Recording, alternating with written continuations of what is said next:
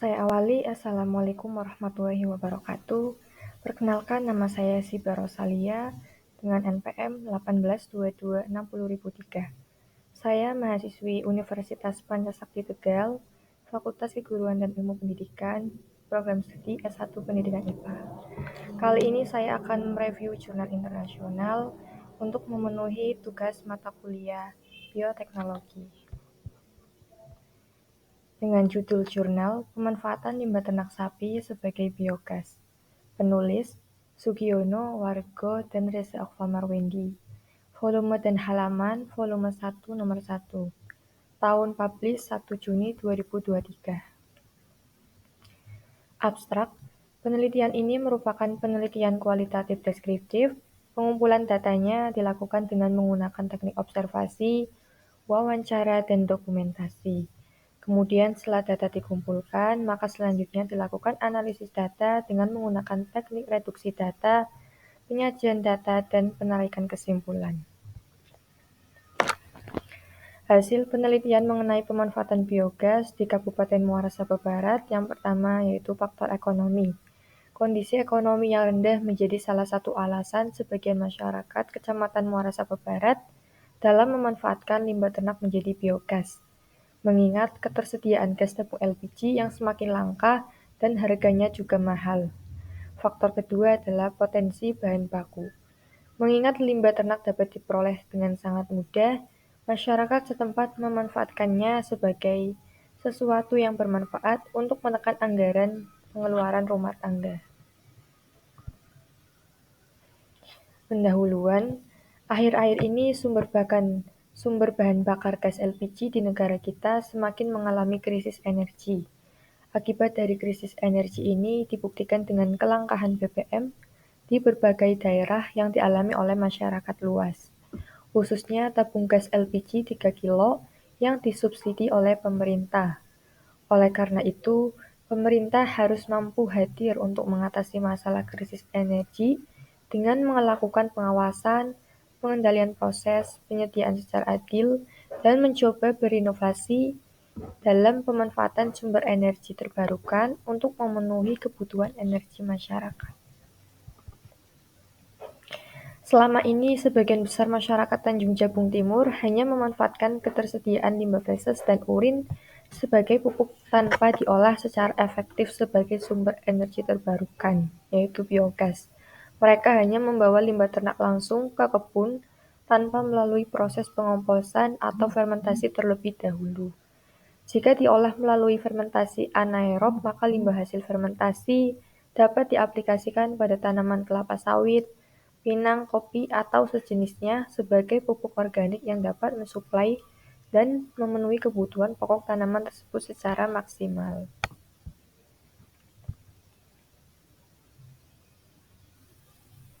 Melihat situasi seperti ini, tentunya diperlukan terobosan baru untuk memberikan nilai guna yang lebih efisien.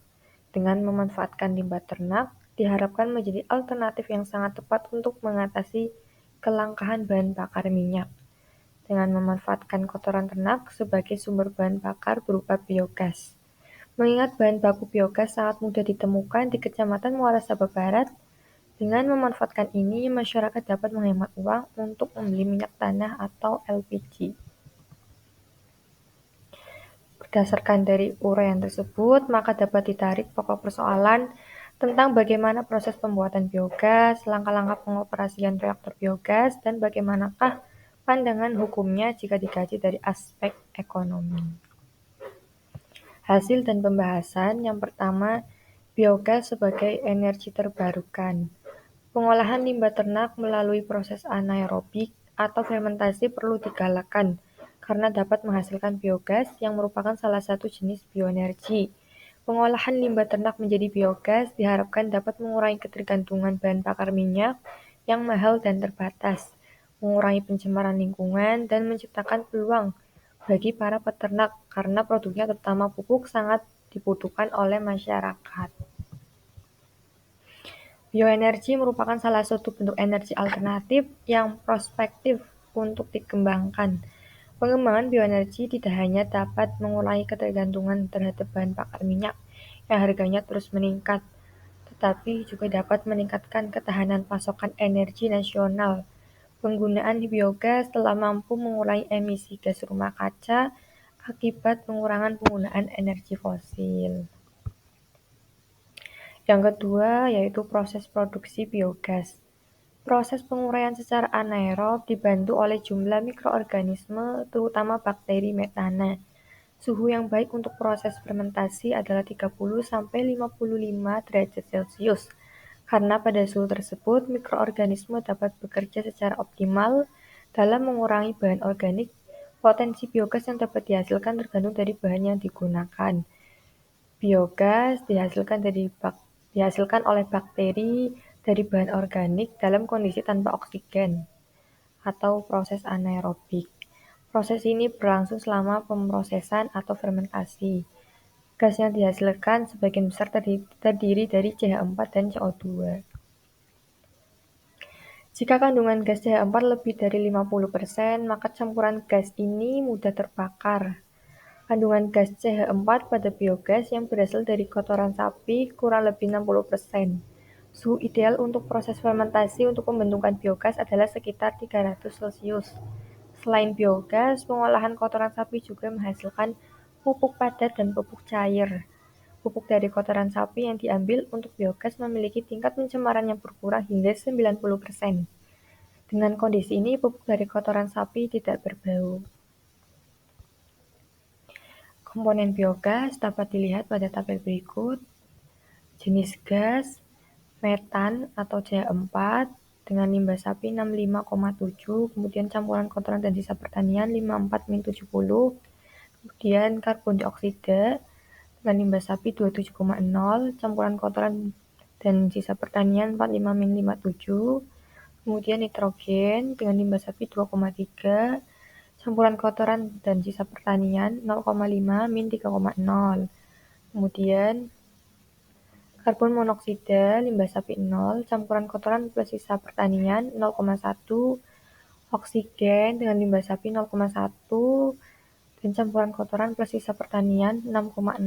Kemudian propena dengan limbah sapi 0,7 dan campuran kotoran plus sisa pertaniannya tidak ada. Kemudian hidrogen sulfida dengan limbah sapi tidak ada dan campuran kotoran plus sisa pertaniannya 0,1. Kemudian jenis gas, nilai kalori, limbah sapinya 6.513, kemudian campuran kotoran dan sisa pertaniannya 4.800-6.700. Prinsip kerja pembentukan biogas adalah pengumpulan kotoran ternak ke dalam tangki kedap udara yang disebut digester. Gas yang timbul dari proses ini kemudian ditampung di dalam digester. Penumpukan produksi gas akan menimbulkan tekanan sehingga dapat disalurkan ke rumah. Kemudian yang ketiga yaitu langkah-langkah operasional reaktor biogas. Caranya yang pertama yaitu buat campuran pupuk kandang dan air dengan perbandingan 1:1. Kemudian yang kedua, masukkan material biogas ke dalam reaktor melalui stasiun pengisian. Yang ketiga, selanjutnya akan dilakukan proses produksi biogas di dalam reaktor. Yang keempat, setelah kira-kira 10 hari, air di manometer akan meningkat karena biogas yang dihasilkan. Biogas sudah dapat digunakan sebagai bahan bakar. Kompor biogas sudah dapat dioperasikan. Yang kelima, sesekali saluran pembuangan air dibuka untuk mengeluarkan yang ada di dalamnya sehingga terjadi dekomposisi sempurna dan gas yang terbentuk di bagian bawah naik ke atas tanpa adanya halangan. Yang keenam, pengisian bahan biogas selanjutnya dapat dilakukan setiap pagi dan sore. Sisa pengolahan bahan biogas berupa lumpur akan keluar secara otomatis dari reaktor setiap kali bahan biogas diisi. Residu dari pengolahan bahan biogas tersebut dapat langsung dimanfaatkan sebagai pupuk organik, baik dalam kondisi basah maupun kering. Kesimpulan, setelah melakukan kajian-kajian terhadap pemanfaatan biogas di Kabupaten Muara Sabah Barat,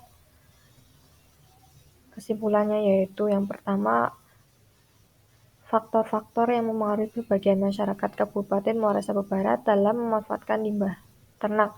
Yang pertama, faktor ekonomi. Kondisi ekonomi yang rendah menjadi salah satu alasan sebagian masyarakat Kecamatan Muara Sabah Barat dalam memanfaatkan limbah ternak menjadi biogas. Yang kedua, faktor potensi bahan baku. Mengingat limbah ternak menjadi